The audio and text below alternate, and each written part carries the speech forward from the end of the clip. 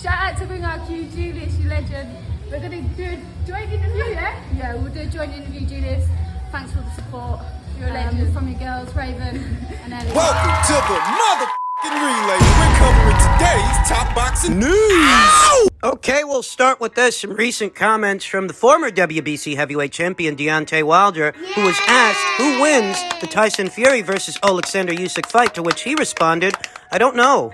That's a 50-50 fight. Depends on who's going to cheat the hardest. That's what it is. Depends on who's going to cheat the hardest. He's still sore about getting his ass kicked by Tyson Fury. It's the funniest thing that after that second fight with Tyson Fury, after having suffered his first professional loss in one-sided fashion, we all know the accusations that Deontay Wilder made. He wanted me and you to believe that Tyson Fury cheated not just in the second fight, but the first as well, even though he himself made no mention of cheating in between the first fight or the second fight. It wasn't until after the second fight that he came out with those cheating allegations that he never substantiated. Wasn't until after he got his ass kicked. After the first fight, the one that was scored a draw, Deontay Wilder made no mention of cheating or foreign objects concealed in Tyson Fury's gloves. It wasn't up until after the second fight that he started up with all of that, and he was intended to present evidence. That's what his roadie, Tay Jones, was running around telling everybody, that in a while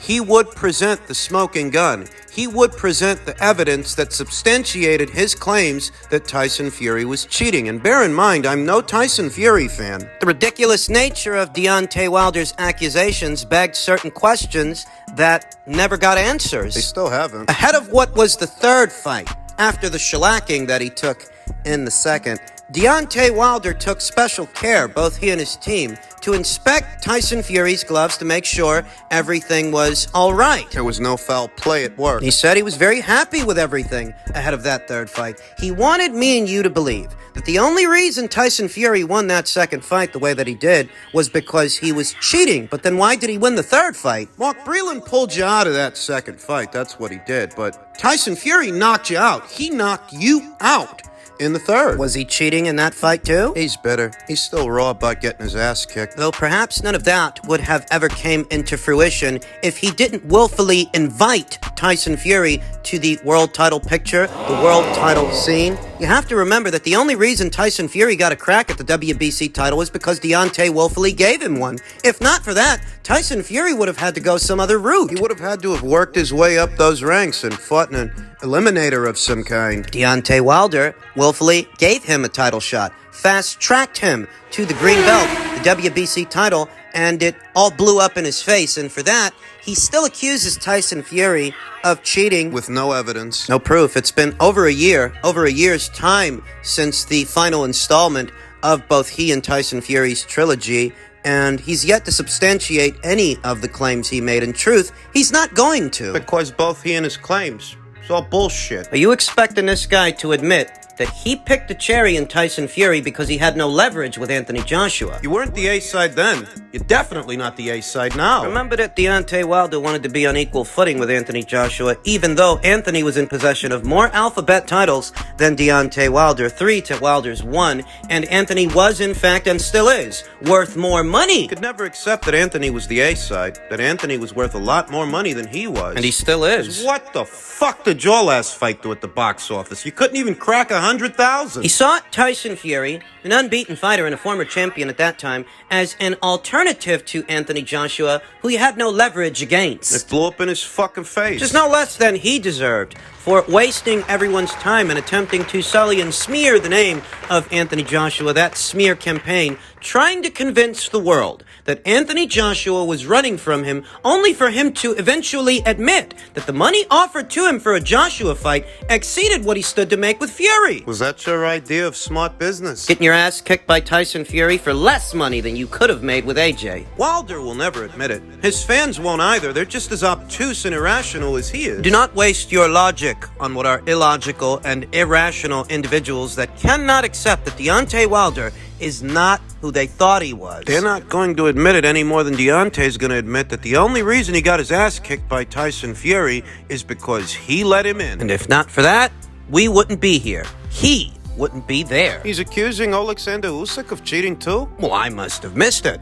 When did that happen? Deontay Wilder's a textbook case of what happens when you drink your own Kool-Aid, when you believe your own hype. You have to remember that this guy, for the first 7 years of his career, swerved every top contender and every legitimate heavyweight of his time. For the first 7 years of his career, even though he was an Olympian, a bronze medalist. Wasn't some guy who walked in off the street, you know. He had an amateur background, he did have that pedigree, and he actually medaled in the Olympics. And for that, he got 7 years worth of bring-along fights against no-hopers, fat cruiserweights, and journeymen. Got a bronze medalist and a silver medalist in Joe Joyce and Filip Hrgovic. Do you think they've got 32 no-hopers in their resume and they're already knocking on the door of world title shots, world title opportunities? Put simply, Deontay Wilder was matched baby soft. They were handling this guy with kid gloves on for approximately 7 years. 7 years! And 32 professional contests. 32 professional bouts opposite the ring,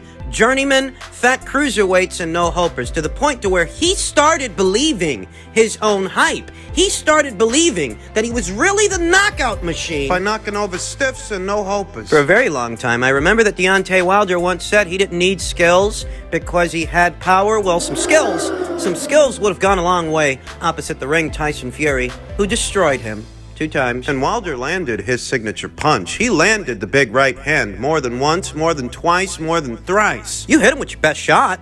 Just wasn't enough, because power in and of itself won't always avail you. Wilder was a protected fighter. He may not think so, and his fans might not, but that's very much what he was. That's why he got his ass kicked. That's why he's still bitter. Strolling down memory lane and whistling a familiar tune stating, "Joshua don't want to fight me." It's plain and clear. I don't know why people keep asking me about that. Everybody should have known when the $50 million was offered and he didn't take it, even moving forwards. Joshua don't want to fight. Right.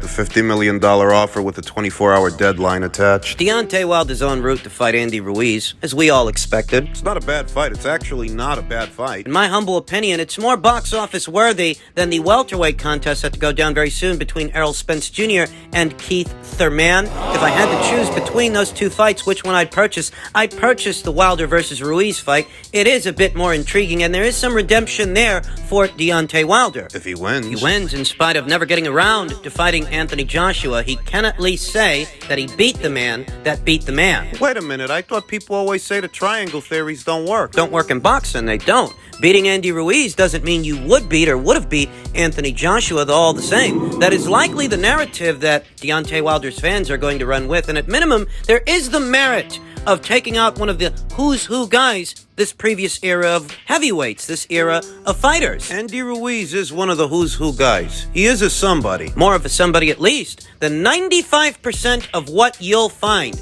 on Deontay Wilder's resume. But he's still saying that Anthony Joshua doesn't want to fight, and he's still talking about that fictitious $50 million. I don't really understand this guy. Where here and now, he's saying that Joshua doesn't want to fight. Just a few months ago, in August of last year, he was saying the opposite. He was saying that the Joshua people do want to fight, that Eddie Hearn, he doesn't have confidence in his fighter. Ahead of the Usyk rematch. And as a result of that, they were in a hurry to lock something in, something big. In his own words, he stated, Eddie Hearn is coming to us after everything is over with my fight and stuff like that, talking about offering a deal, Wilder explained to ES News. And my thing was, we're busy. For me, it was easy to see what was going on. Boxing is solely a business, not a sport. It's strictly a business. You understand what I'm saying? It's strictly a business. I have a lot of stories with briefcases being thrown. He was trying to contact us for reassurance. All of a sudden, you wanted to make a fight because even yourself don't have the confidence in your fighter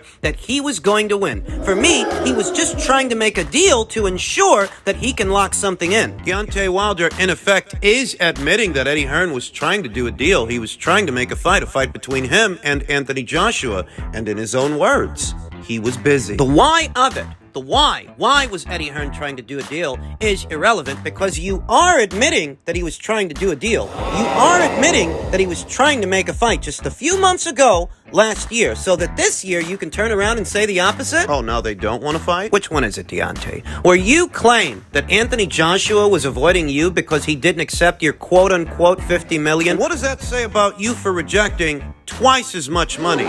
twice as much. You're still on about a fictitious $50 million offer from a few years ago. Well, what about the $100 million offer that you were made, that you rejected, an offer that you admitted was a greater cash value than what you stood to make with Fury? What about that? Deontay Wilder, in his own words, said, when that fight was a draw, first fight with Tyson Fury, I told you that I would give you a rematch, you know.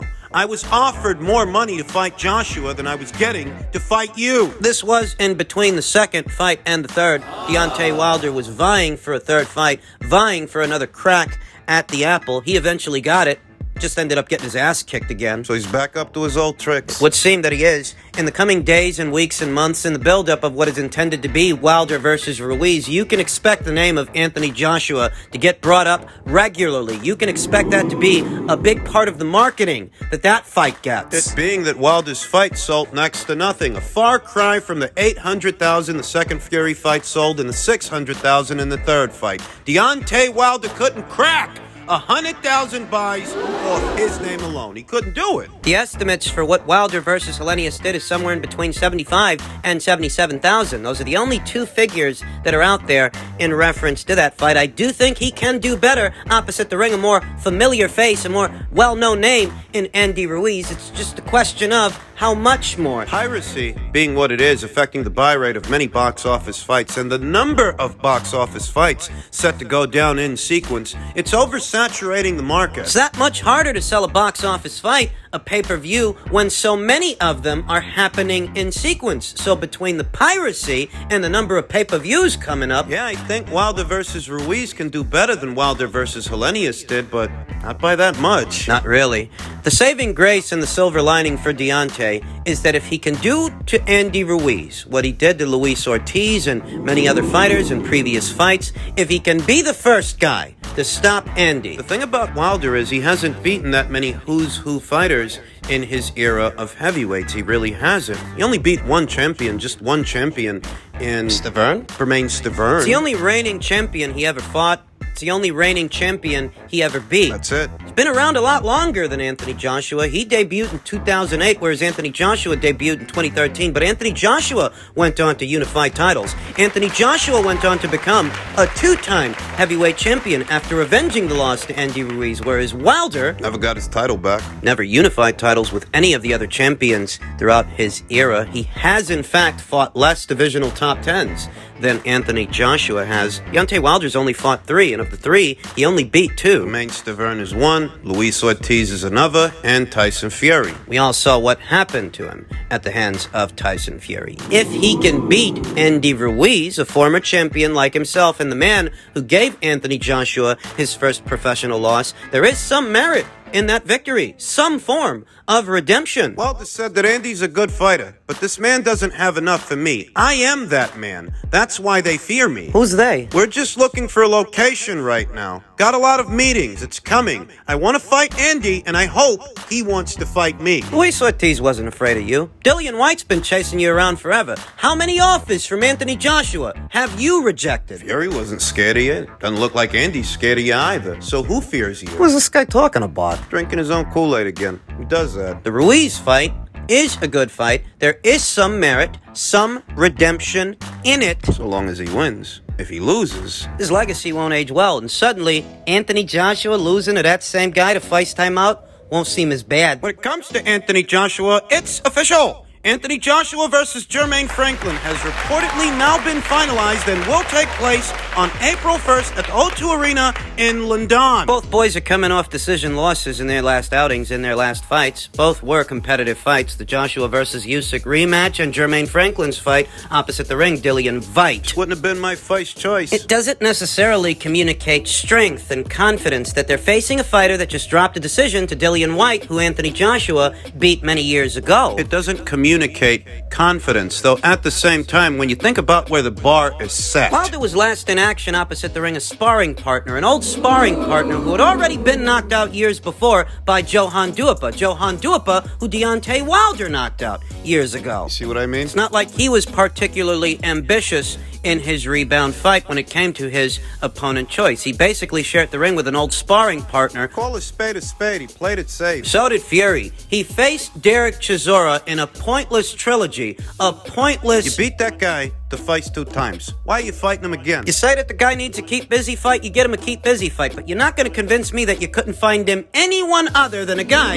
he beat 2 times already. So let's just cut the crap. Anthony Joshua's contemporaries, his rivals, they weren't particularly ambitious about who they last fought. So I can't crucify him for this. It's not my first choice. I would have preferred Otto Wallin or Philippe Hrgovic over Jermaine Franklin, though all the same, Jermaine Franklin is no worse than fighting Robert Helenius. That guy got knocked out by Gerald Washington, for God's sake, and Gerald Washington got knocked out by Deontay Wilder. Nothing against him. I'm just saying that if it's okay for Wilder to play it safe, and it's okay for Tyson Fury to play it safe, then why wouldn't it be okay for Anthony Joshua? He's coming off of 2 consecutive losses. He's on the bounce the same way that Wilder was. This guy's on the bounce. Give him a break. Got to knock Jermaine Franklin out. If there is any value in this matchup, it's an Anthony Joshua showing that he's still one of the strongest finishers in this division. Those 2 Usyk fights might make that a distant memory. Not everybody's Alexander Usyk. It's up to Anthony Joshua to get that message across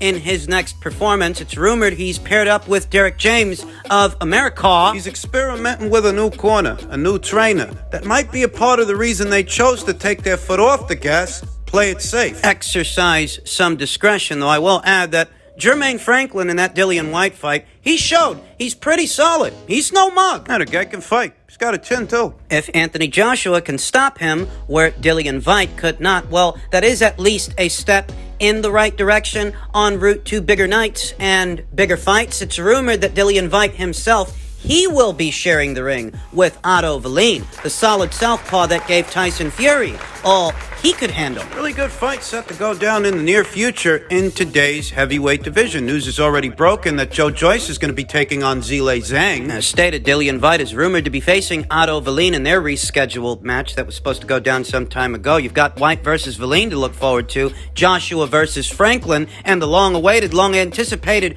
undisputed heavyweight title fight between Tyson Fury and Alexander Usyk. Hopefully that gets officially announced soon. I don't imagine that Joshua versus Franklin will be billed as a box office fight here in America, here in the US of A, though it may be a different story in the UK, in the United Kingdom. I expect the match to do a good gate. I expect a good turnout for the fight. Whether people want to admit it or not, whenever Anthony Joshua fights, the world watches, for better or worse. To cheer him on or jeer him? World watches. This is one of those situations where he's got to get out there and show that he's still got it. Knocking out Jermaine will do just that. Likely a career-high purse for Jermaine Franklin. More money likely than he made opposite the ring Dillian. See what happens.